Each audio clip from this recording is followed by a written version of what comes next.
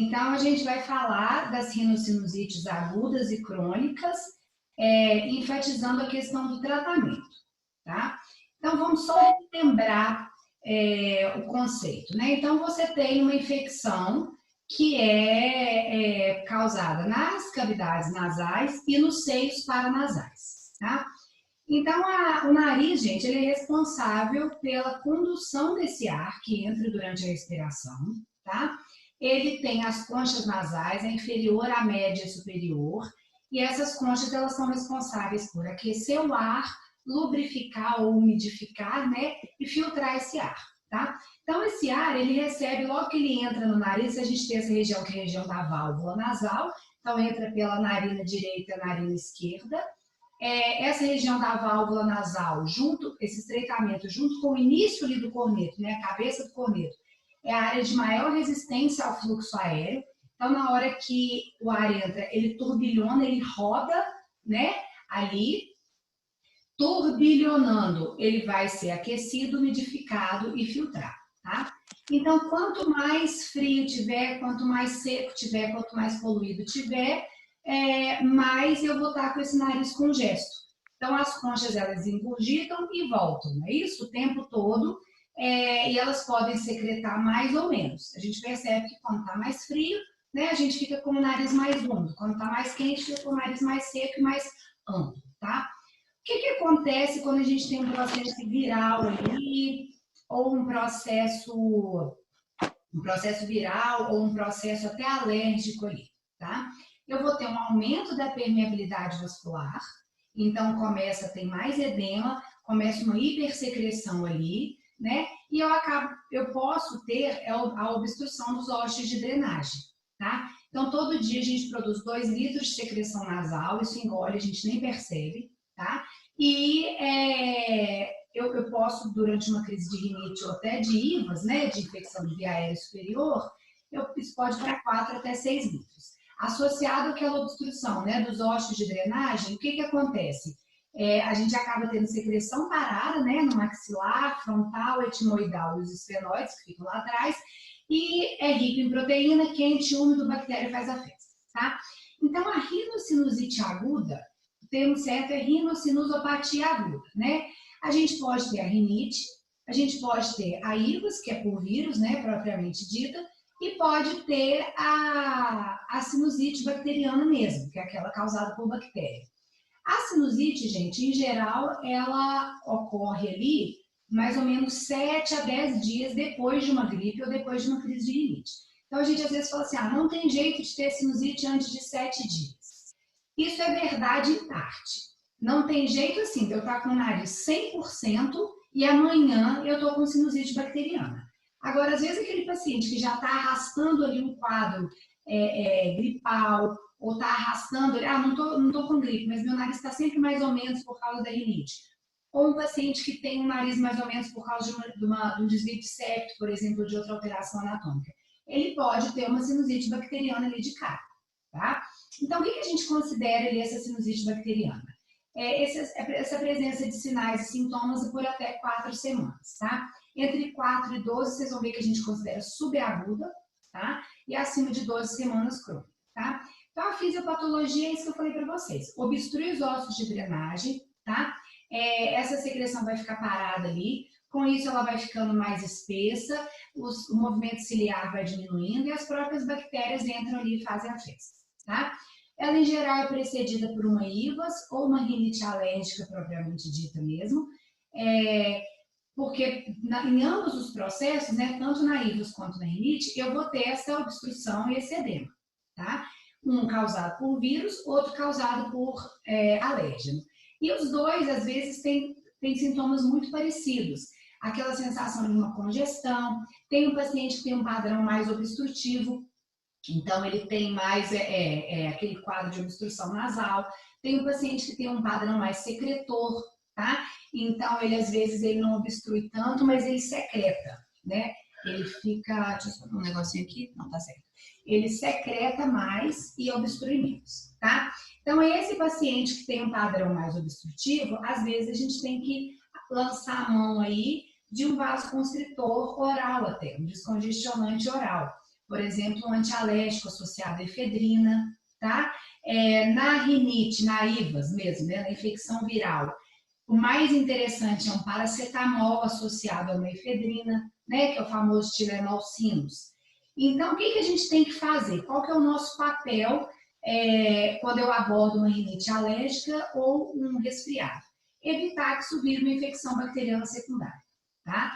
Então, a gente vai tentar, na IVAS, entra com paracetamol associado ao descongestionante, tem isso tudo naquele roteirinho seu de tratamento clínico. Vocês chegaram a dar uma olhada, não olharam lá? Então, assim, a gente entra com paracetamol associado ao descongestionante, soro, soro, soro.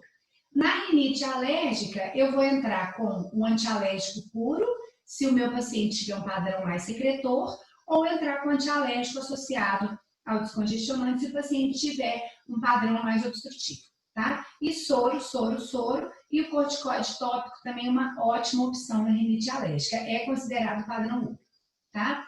Então, gente, alguns outros fatores ali que não são muito comuns é o barotrauma, imunodeficiências, intubação prolongada, sonda nasoentérica, tá? O tamponamento nasal ou até quadros de obstrução nasal, por exemplo, anatômicos, tá? O diagnóstico ele é sempre clínico, não tem necessidade de fazer radiografia de seios da face, tá? Nem a tomografia, nem a videonase.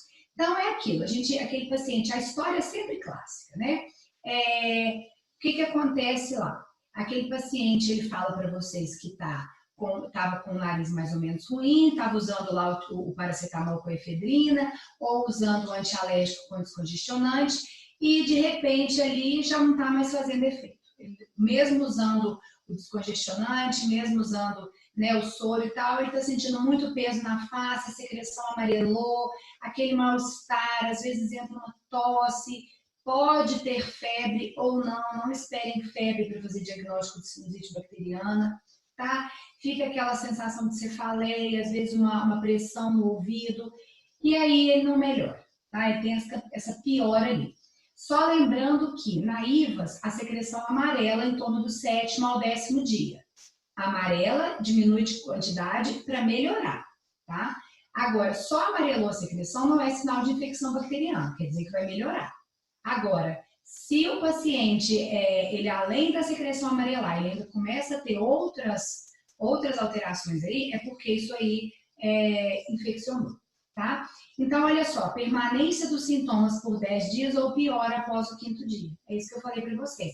É aquele paciente que não melhora a hora nenhuma ou aquele paciente que tem essa piora. Olha aqui para vocês verem, que eu falei para vocês o raio-x, ele tem 71 a 91% de especificidade, mas ele é pouquíssimo sensível, tá? Então, é um exame que, se eu ver uma opacidade ali do maxilar, provavelmente tem uma sinusite maxilar ali. Mas, por exemplo, se o meu paciente tem uma que a gente chama de síndrome silente, tá? O seio, aquele seio maxilar é não pneumatizado, a imagem que você vai ver no raio-x é de velamento. Eu tive um paciente recente agora que ele chegou para mim com a história de sinusite de repetição, tá? Ele tomava antibiótico várias vezes por ano. O que ele tinha, na verdade, era rinite alérgica. Toda vez que ele começava com a rinite, ele tinha muitos sintomas assim, de pressão na face e tal, e ele já começava com antibiótico. E ele ia no pronto atendimento, eles faziam um raio-x de seios da face, ele tinha esse velamento no maxilar direito toda vez. Quando a gente tomografou, na verdade, ele não tinha o seio pneumatizado, tá? Então, a gente faz o diagnóstico clínico. Quando que eu vou fazer tomografia e ressonância? Complicações, indicação cirúrgica, paciente que não responde ao tratamento. Então, por exemplo, aquele paciente que ele já tratou com, por exemplo, antibiótico de primeira linha, que é a amoxicilina, primeira escolha. Tratou com a amoxicilina com clavulanato, não melhorou? Então, eu usei um de primeira linha, usei um de segunda linha. Associei corticoide, tá? Isso é importante. Se eu penso que a fisiopatologia é a obstrução nasal, tá? E a obstrução desses ossos de drenagem, adianta eu esterilizar a secreção, tá? Sem abrir esses ossos de drenagem, não adianta. Então, o corticoide, ele vem aí para me ajudar. 3 dias de corticoide é mais do que suficiente. De preferência, uma dose de manhã, porque a gente segue o pico ali fisiológico do cortisol, tá? Então, gente, aquele paciente que eu tratei com amoxa, associado ao corticoide, tratei com amoxicilina com clavulanato associado ao corticoide e ele não está melhorando, eu tenho que tomografar esse paciente, tá? Um paciente que começa com uma celulite periorbitária, tá? Ou que tem um quadro de rebaixamento de sensório, algum sintoma neurológico, tá? É um paciente que eu vou ter que tomografar também, ok? E às vezes, quando a gente vai fazer a programação cirúrgica ali daquele paciente, a gente tomografa, ok? Então, a tomografia, gente, eu vou usar em casos que não evoluem bem, ponto, tá? E olha só quem são os agentes, tá? Estrepto, hemófilos e hemorexela, são os mesmos da otite. Então, a gente tem que pegar como primeira linha a amoxicilina, e a amoxicilina está mais do que bom, não tem necessidade de aumentar o espectro para infecção de paciente rígido, que não é profissional de saúde, tá? Quando é profissional de saúde, fica muito em hospital, a gente já entra com antibiótico de segundo espectro, tá?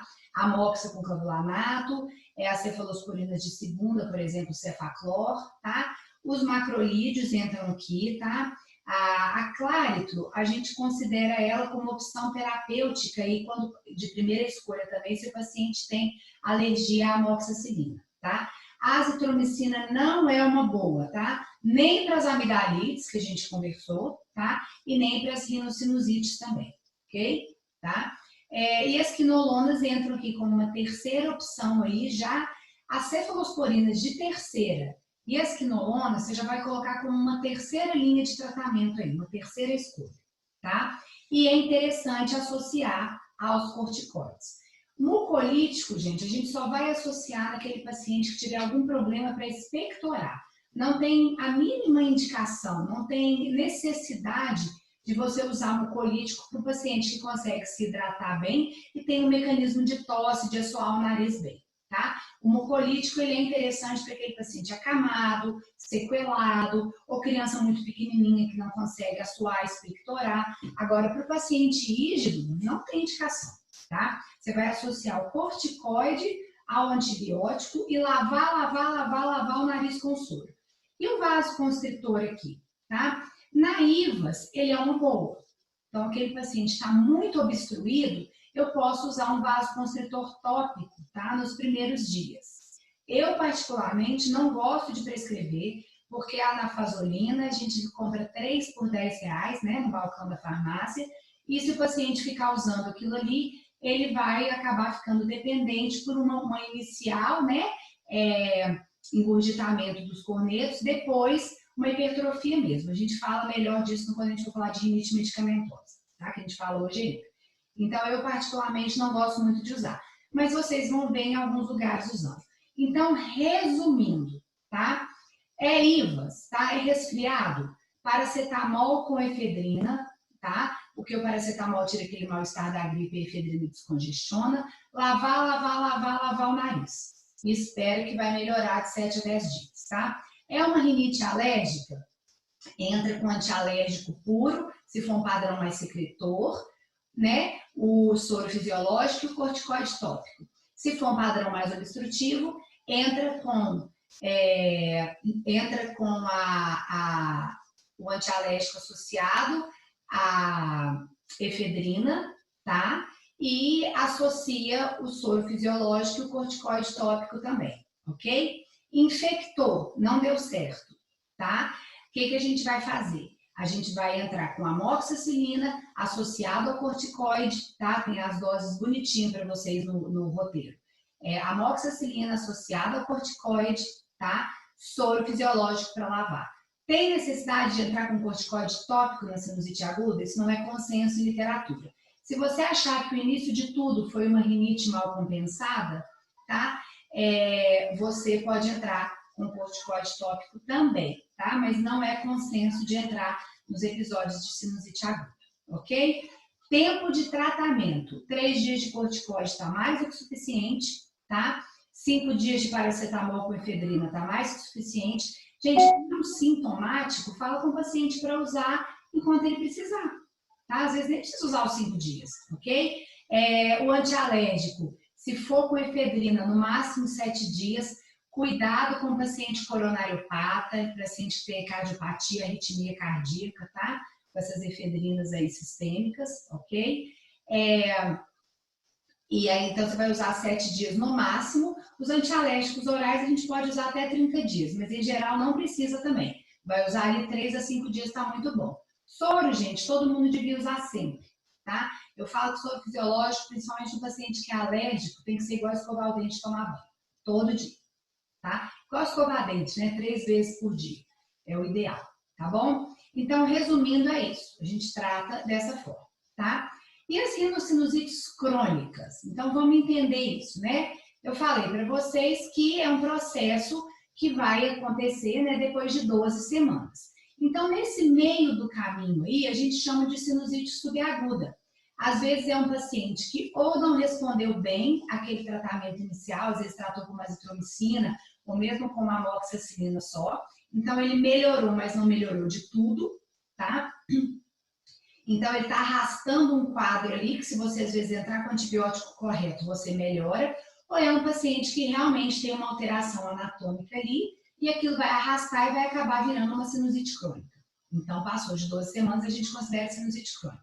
Gente, sinusite crônica, a não ser que o paciente seja imunossuprimido, olha lá, ó, patologias de base, alergia, aí eu tô falando que é uma alergia assim, descompensada, doenças mucociliares, por exemplo, fibrose cística, tá? Imunodeficiência, tá? Ou doenças granulomatosas. Se o paciente não tiver doença de base, tá? É problema anatômico. Então, vocês vão ver em up-to-date, em outros guidelines, falando, sinusite crônica tem que tratar 21 dias. Ok, desde que o paciente não tenha alteração anatômica.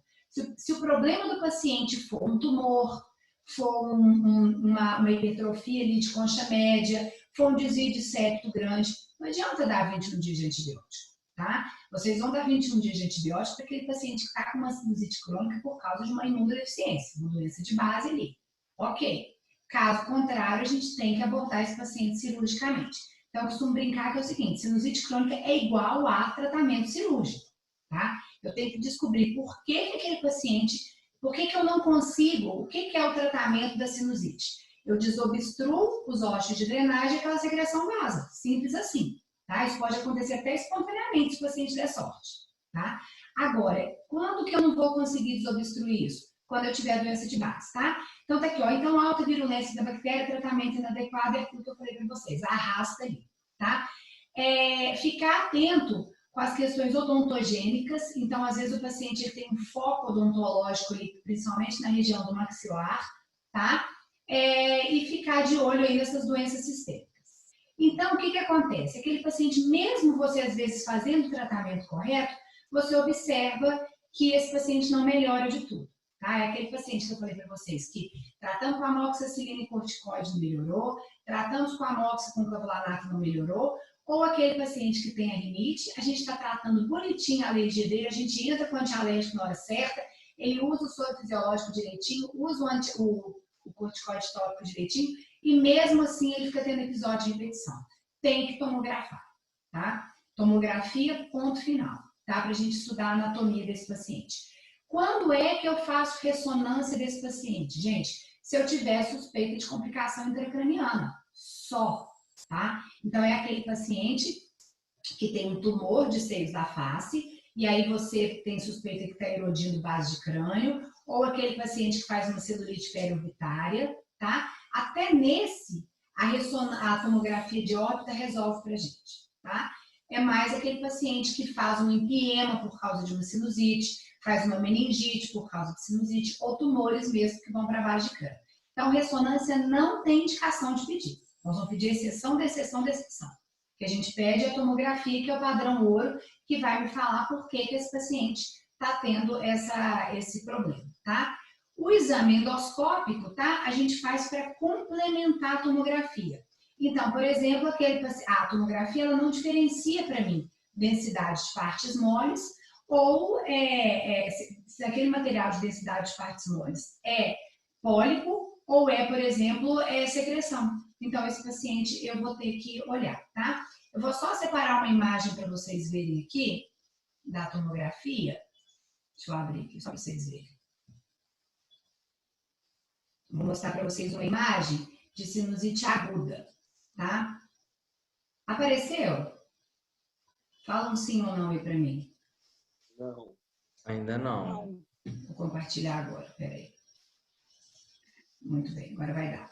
Apareceu agora, né? Ok. Então, olha só, gente, o que é isso aqui, tá? Então, a gente olha nessa região aqui, né? Esfenoide, então é um corte mais posterior, tá vendo? Aqui eu vejo o seio maxilar direito e aqui o seio maxilar esquerdo, tá? Septo tá aqui no meio, concha inferior, concha média, concha inferior, concha média. Todas as vezes que eu tenho essa secreção aqui, com densidade de partes moles, né? E essas bolinhas aqui no meio de densidade aérea, isso é patognomônico de sinusite aguda, tá? Vou mostrar para vocês uma outra imagem aqui. Vou mostrar para vocês uma outra imagem aqui.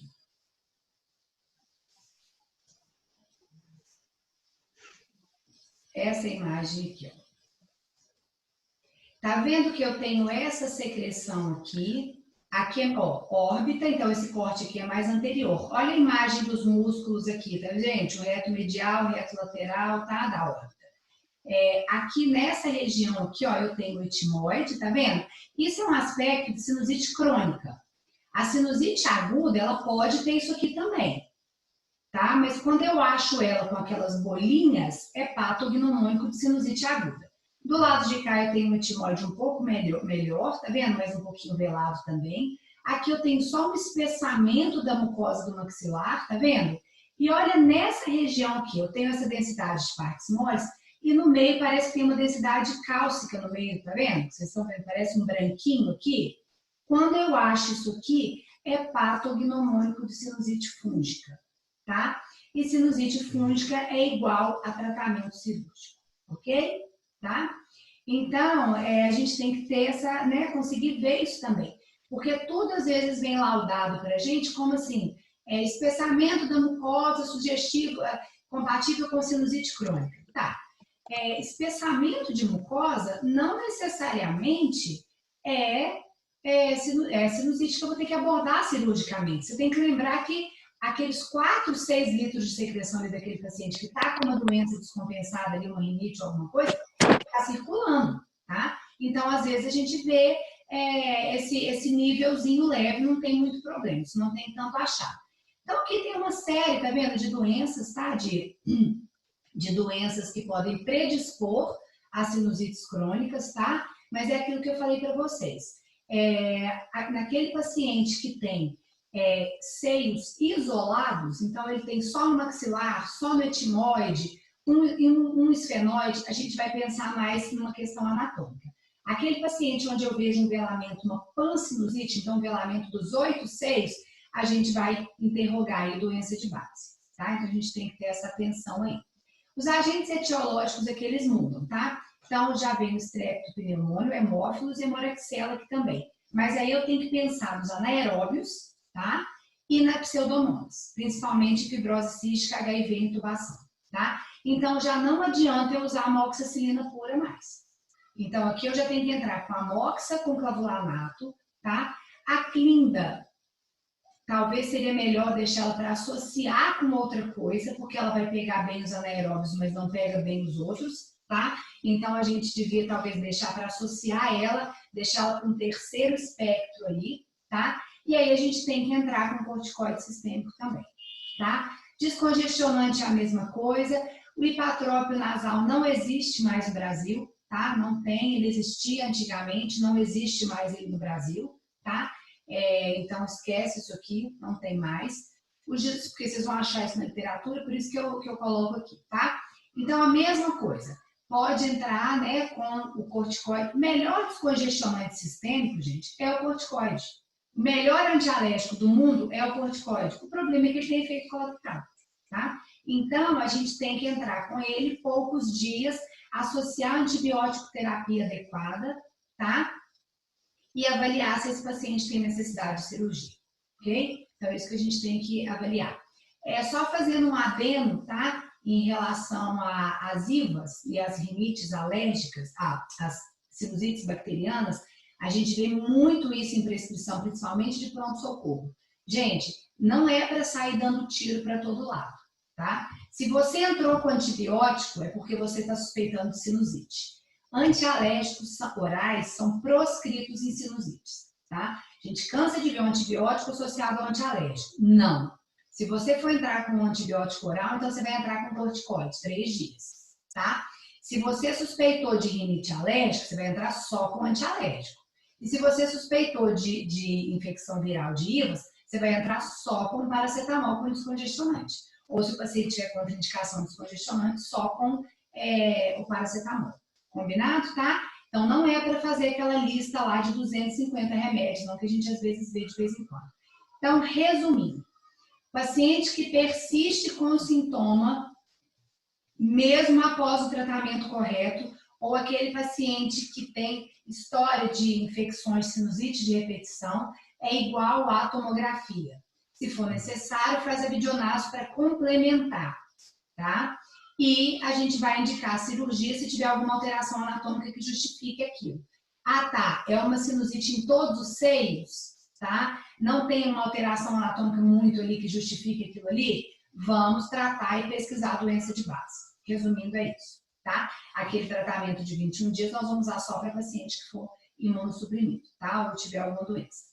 Então, a rinocinusite alérgica, eu já entrei um pouquinho para vocês, tá? Quando eu falei lá no início, mas é isso, né? Olha só, você tem prurido, espirro, rinorreia, congestão, obstrução nasal. Lembrando que eu tenho o paciente com padrão mais obstrutivo e o paciente com padrão mais secretor, tá? Então, o que acontece? Aquele alérgeno, ele entra, é apresentado para o organismo pelas células apresentadoras do antígeno, eu tenho a degranulação ali de histamina, vasodilatação, aumento da permeabilidade vascular, secreção, tá? O paciente que tem rinite alérgica, ele tem que criar o hábito de lavar o nariz. E quando a gente escreve aqui higiene ambiental, tá, gente? Não é para pôr o paciente dentro de uma bolha. Se eu colocar ele dentro de uma bolha, ele vai continuar sendo alérgico. A gente tem que ter cuidado com o quarto. Eu falo que o quarto é um lugar sagrado. Então, o quarto tem que ser limpo, pelo menos umas 3 vezes por semana, de preferência todos os dias. Preferir pano com álcool, evitar desinfetantes, esses produtos que têm um cheiro forte. Lembrar de limpar atrás de armário, em cima de armário, limpar dentro do guarda-roupa, atrás de cabeceira, tirar o colchão ali da cama, se for box, aspirar, se não for passar um pano, tá? Usar capa em colchão, capa em travesseiro, trocar roupa de cama toda semana, evitar tapete, tá? Que retém muita poeira, evitar cortina, evitar bicho de pelúcia, evitar brinquedo demais no quarto, para não ficar aquela confusão que ele acumula ali de poeira. E quando a criança fica muito, ou o adulto fica muito no sofá, eu peço para colocar uma capa no sofá também. No resto, esquece, deixa viver, tá? Pode fazer natação, de preferência em piscina ionizada, salinizada ou ionizada. Não é muito a nossa realidade. Então, eu falo com a mãe ou com a pessoa, faz na piscina com cloro mesmo, saiu da piscina, lava o nariz, tá? Leva o soro para a beira da piscina, saiu, já lava o nariz, tá? É melhor fazer natação do que, e ter uma rinitezinha do que o contrário. Então, a gente só afasta mesmo em casos extremos, tá? Escola, a mesma coisa, tá? Creche e tal. A escola é sempre soberana. É óbvio que em alguns casos a gente vai ter que tirar, tá? Mas são casos muito isolados, ok? Animal de estimação, a mesma coisa. A gente pede só para o animal não dormir em cima da cama daquela pessoa que é alérgica. O resto pode ter, não tem problema. Pode brincar com areia, pode chupar picolé, pode tomar sorvete, tá? O que a gente vê às vezes é que a mãe, né? Eu falo mãe porque é mais comum, né? A criança, né, ou o paciente alérgico, ele chega com aquele estigma no consultório que ele é um paciente fraco. Ah, esse menino tem uma defesa fraca, ele tem a resistência ruim. Na verdade, é o contrário, né? A alergia nada mais é do que uma reação do organismo a coisas que ele não deveria reagir, tá? Então, às vezes, a criança chega cheia de restrições pelos pais. A gente tem que desmistificar isso e eu brinco e falo, deixar viver, tá? Agora, tem que cuidar do quarto. Às vezes eu falo com a mãe, acha o mofo. Nessa quarentena, então, que está todo mundo em casa, eu falo com a mãe, acha o mofo, que deve ter mofo no quarto dele. Ele estava bem, não tem razão nenhuma para ele ter descompensado agora. Tira painel, afasta a cama, acho mofo. Aí você vai achar, às vezes teve uma paciente minha que o travesseiro tinha capa antialérgica, ela tirava só a roupa de cama para lavar. A hora que ela tirou a capa, o travesseiro ficou mofado. Aí eu fico assim, acho mofo, é mais ou menos por aí, tá? Então a gente tem que ter esse cuidado. Como é que a gente trata a crise? A gente tem que abortar a crise, para a qualidade de vida daquele paciente, e 2, para ele não infectar e ficar tomando um antibiótico atrás do outro. Então a gente entra com antihistamínico de segunda ou terceira geração. Não tem indicação de ficar dando antihistamínico de primeira geração para alérgico, tipo a desclofeniramida ou o hidroxizine, tá? Por quê? Porque eles têm um efeito colateral de sedação do sistema nervoso central. Eles são ótimos para urticária, onde a gente quer esse efeito secundário aí da sedação. Mas para rinite alérgica, pensando que aquele paciente vai usar várias vezes durante o mês, não é interessante. Inclusive, é descrito em literatura crianças com atraso escolar, baixo desempenho na escola, por causa da sonolência induzida por esses antialérgicos, tá? Então, usar a loratadina, que é de segunda, desloratadina e fexofenadina, que é de terceira, tá? Tem a posologia bonitinha para vocês no roteiro. Tem que lavar o nariz com soro. Eu falo, põe do lado da escova de dente, tá? Lava, lava, lava. Não tem necessidade daqueles vídeos que a gente vê no WhatsApp, não sei o quê, que joga 20 ml na narina, sai aquele monte pela outra. Gente, criança traumatiza, tá? E tudo que tem que ser feito todo dia tem que ser lúdico, tem que ser legal. Não tem necessidade de volume. E lembra que soro tem sódio faz mal, tá? Então, 1 a 2 ml para a criança tá mais do que bom, tá? 2, 3 vezes ao dia. Uns 3 a 5 ml para o adulto tá mais do que bom também 1 a 2 vezes ao dia. Se tiver com uma secreção muito purulenta, muita coisa, pode lavar mais vezes ao dia, mas sempre com menos volume, tá? Vai lavando, deixa escorrer, daí um pouquinho lava de novo, escorre de novo. E a gente tem os soros que são industrializados, tá? A gente tem aquela válvula pump e o jato contínuo, tá? Tanto faz, é tudo a mesma coisa, ou então a própria seringa. Qual que é o detalhe do soro que a gente usa com a seringa, tá? Soro depois de aberto, 1 semana só, tá? Ele vence, ele contamina. Ou então eu posso deixar esse frasco dentro da geladeira. Se eu deixar dentro da geladeira, ele vai valer o tempo de validade lá. Então eu falo com o paciente, pega um frasquinho daquele de colher urina, pega uma seringa, põe o soro lá, deixa na temperatura ambiente, tá? Acabou o soro, vai lá, põe mais, tá? Quando der no máximo 7 dias, em período de calor, a gente preconiza até 3 dias, tá? Ele tem que trocar aquilo tudo. Ele tem que jogar fora o potinho, tem que jogar fora a seringa, tá? E pegar um kit novo. E sempre na temperatura ambiente. Não tem indicação de esfriar soro para jogar no nariz, nem de esquentar soro para jogar no nariz. E água, não, tá? Tem paciente que fala, eu puxo a água e lavo, tá? A água ela é hipotônica em relação ao nariz. Vai inchar mais, tá? E o corticoide tópico, ele é o padrão ouro, tá? Então, aqui a gente tem variações, a budesonida é uma ótima, fluticasona também, mometazona também. Lembrando que a budesonida se acha na farmácia popular e no SUS, mas ela é 2 vezes ao dia e ela tem uma biodisponibilidade sistêmica, ou seja, ela vai ser mais absorvida do que a fluticasona e a mometazona. Fluticasona e mometazona é 1 vez ao dia só, mas não acha na farmácia popular e nem no SUS, tá? Apesar de farmacologicamente ser mais seguro, a fluticasona e a mometazona, a budesonida é mais antiga, tem mais estudos, mais consagrada, então vocês vão encontrar que ela é mais segura tanto em gestação quanto em crianças pequenas, ok? Mas quando você estuda a farmacologia, a biodisponibilidade da budesonida sistêmica é maior que as outras, então teoricamente as outras são mais seguras, ok? Mas o objetivo aqui é abortar a crise. Camila falou aqui que viu o médico indicando shampoo neutro de bebê para lavar o nariz. Gente, de jeito nenhum, pelo amor de Deus. É soro, tá? Soro fisiológico e acabou, tá? Vai lavar com soro. Se tiver muito espesso aquela secreção, a gente pode usar a solução hipertônica, que é 3%, tá? Que vai ajudar a fluidificar. Nada além disso, tá? Só soro fisiológico e cuidado com o volume excessivo de soro também, tá? Então, resumindo, vai orientar o paciente a lavar o nariz 3 vezes ao dia, então prescreve lá, soro fisiológico 0,9%. Aplicar 2 jatos ou 2 ml, por exemplo, em cada narina 3 vezes ao dia, tá? O corticoide tópico, por exemplo, a budesonida, aplicar 2 jatos em cada narina 2 vezes ao dia, se for fluticasona ou mometazona. Aplicar 2 jatos à noite ou de manhã. E lembrando que tem que lavar o nariz com soro primeiro e depois aplicar o corticoide tópico. Não falei para vocês que tem um monte de estudo mostrando isso. A secreção da pessoa alérgica é uma secreção mucoide, espessa, parece uma cola. Não é isso que a gente já conversou? O que adianta eu ir lá e jogar aquela secreção ali em cima? Só um minutinho que tá ligado aqui.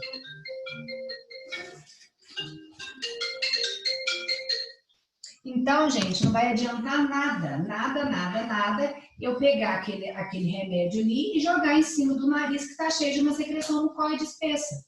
A medicação não chama corticoide tópico nasal, ela tem que chegar na mucosa. Se ela não chegar na mucosa, eu não vou conseguir resultado, tá? Então, a gente usa antialérgico, tá? Oral, 5 dias, em geral, é o suficiente. Se tiver muito obstrutivo, a gente pode associar ao descongestionante sistêmico, tá? Em criança, não, tá? Abaixo de 7 anos, de jeito nenhum, ok? Tá? Então, a gente vai usar ali, né? 5 a 7 dias de antialérgico oral e a gente entra com o soro fisiológico e o corticoide tópico. O corticoide tópico tem que usar no mínimo, tá? 15 dias, ok? Para ele ter um efeito ali. E, em geral, a gente deixa 1 mês a 3 meses, tá bom? E a gente vai avaliando esse paciente, ok? Agora, falar um pouquinho das rinites não alérgicas. Então, a gente tem alguns outros tipos de alergia aí, né? De rinite que, vocês vão ver que no final das contas, a abordagem é mais ou menos igual para tudo, tá? Mas só para vocês saberem algumas particularidades aí. Tem alguns tipos, tá? De rinite que ela tem essa eosinofilia, mas quando você fizer, por exemplo, um suave ali do nariz e tal, mas ela não é considerada alérgica, tá? A gente considera que é uma rinite só por causa daquele uso ali, daquele excesso ali de eosinófilo, e ela não é desencadeada por exposição a alérgico, tá? Em geral, esse paciente tem intolerância a AS, tá? Então ele tem que evitar isso. Às vezes, quando ele usa o AS, ele tem aquelas crises ali agutizadas. Então, aquele paciente que chia, tá vendo? Ele tem uma hiperreatividade também, que chia e fica com crise associado ao uso de AS, tá? A gente tem que suspender. E o tratamento acaba sendo o soro com corticoide tópico também. Mas só para vocês saberem que existe. Tem algumas outras rinites, a gente chama de idiopática, tá vendo? Principalmente a vasomotora. Tem paciente que tem essa hiperreatividade. A mudança de temperatura, a fumaça, a odor, tá? Às vezes até a comida mais quente que a gente considera, encaixa até na rinite do idoso ou rinite atrófica, mas pode entrar nessa idiopática também. Nesses casos, o hipratrópico, aquele que eu falei para vocês que não produz mais no Brasil, que é o era o atrovente nasal, ele é ótimo, tá? Mas como em geral o paciente chega para você e ele queixa só dessa hiperreatividade com mudança de temperatura e umidade, só com odor, usa o soro e explica para o paciente que isso é bem tranquilo e tal. Agora, se realmente incomodar demais, a gente pode mandar manipular o hipratrópico nasal, tá? Mas não tem mais no mercado, saiu de mim, tá? Essa irritativa ou ocupacional, ela é específica mesmo de um irritante. O paciente fala para vocês que ele foi mexer, sei lá, num cloro ou num produto químico com cheiro forte e tal, e aquilo agride mesmo a mucosa. Às vezes ele chega queixando dor, queixando irritação, às vezes uma sensação de queimor, mas ele vai falar para vocês que tem a ver com aquela exposição. Então, pedir o paciente para evitar a exposição e o tratamento vai ser o corticoide tópico também, tá? Essa rinite atrófica do idoso, tá vendo? Esses sintomas, eles são principalmente ao deitar e ingerir alimento quente. Isso incomoda demais, tá, o paciente? Porque ele fala que a hora que ele vai comer, começa a pingar. E pinga mesmo, tá? Pinga, tá? Então, assim, tem algumas medicações aqui que a gente pode tentar, tá? Elas estão associadas normalmente à obstrução nasal. Então, a gente vai usar o anticolinérgico tópico também.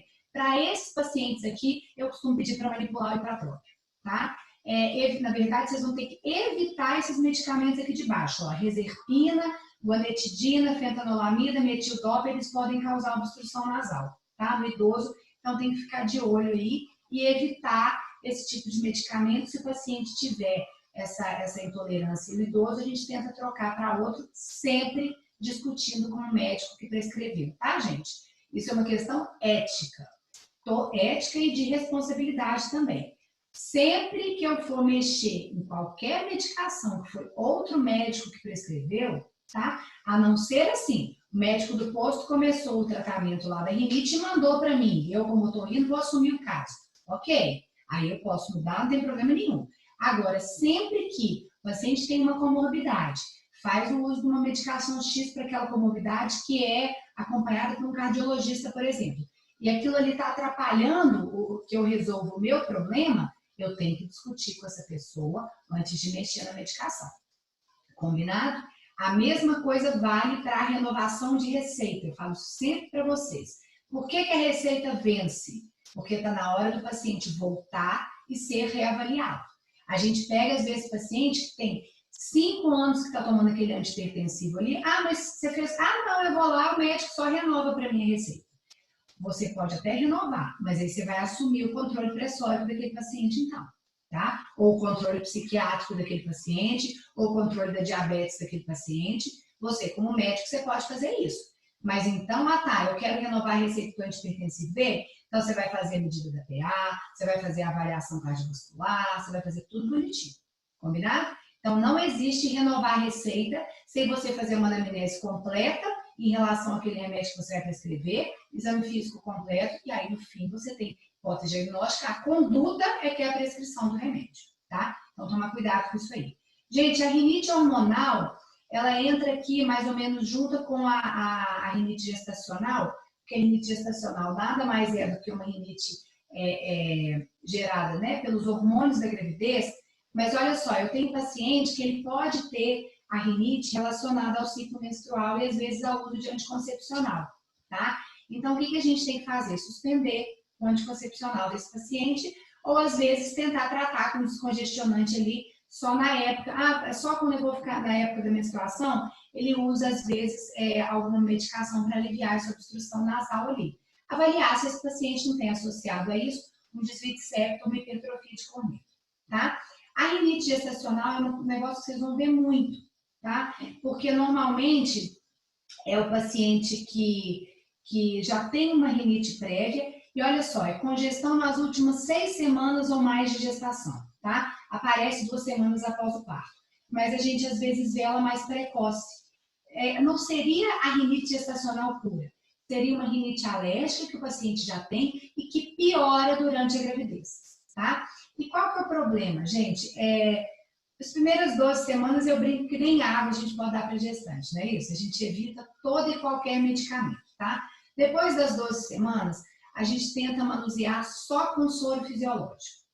Se não der certo, a gente tenta a solução hipertônica, tá? Tem uma resposta boa. Se não der certo, a gente entra com corticoide tópico, tá? Só lembra de avisar para o obstetra dessa grávida que você vai entrar.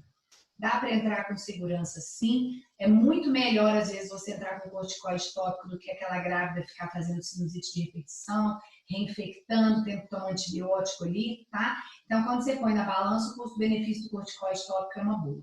Mas a gente tenta adiar ao máximo, tá? A gente tenta usar só o soro fisiológico primeiro.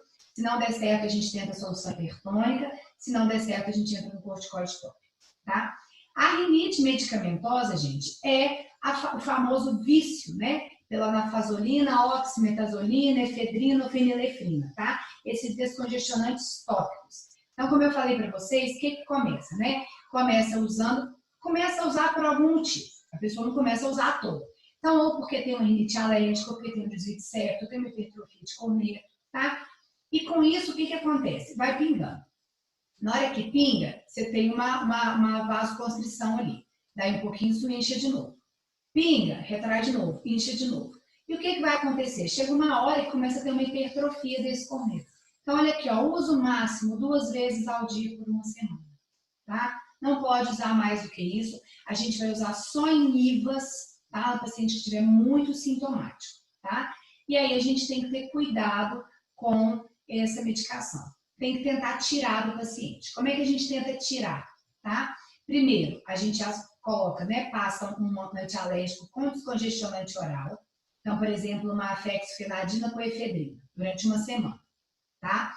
Associa o soro à solução hipertônica e associa um corticoide tópico, tá? Aí a gente pede para o paciente, usando esses 3 medicamentos, ver se ele consegue ficar sem anafazolina. Se ele não conseguir ficar sem anafazolina, vai ter que operar. Se tiver desvio de septo, corrige. Às vezes não tem desvio de septo, você tem que fazer só a turbinectomia, que é tirar um pedacinho ali dos cornetos, tá? Então a gente sempre tenta tirar com medicação primeiro. Se não dá certo, a gente entra com a opção cirúrgica, tá? Acho que é isso então, né? Das rinocinusopatias. Alguma dúvida? Querem perguntar alguma coisa?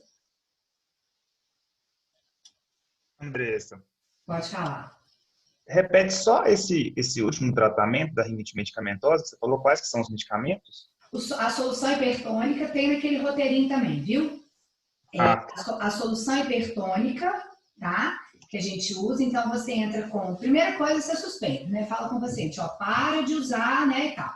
Então, você passa para ele o antialérgico com descongestionante, então a fexofenadina, por exemplo, com a efedrina. É um comprimido de 12 em 12 por uma semana. Mas para dar um conforto para o paciente mesmo. Explica para ele que nada é milagroso igual a anafazolina, tá? Mas nada também tem os efeitos colaterais da anafazolina, tá? Então, pede para pingar, pede para tomar o antialérgico com descongestionante uma semana. A solução hipertônica, 2 jatos 3 vezes ao dia, por exemplo, 2 jatos em cada narina 3 vezes ao dia. E o corticoide tópico, por exemplo, uma mometazona, né, ou fluticasona, 2 jatos em cada narina à noite, tá? Beleza. Unida de 12 em 12. E aí pede para parar de usar, tá? Certo. Se Obrigado. não der certo, se não der certo, tem que operar. Aí, ó, faz a propaganda aí, Lívia, faz a propaganda aí. Viu? Aqui de cabeceira da cama, não vivo sem. Estrela. Entendeu? Mais alguma dúvida? Não. Entenderam direitinho? Vocês conseguiram olhar o roteiro de tratamento clínico?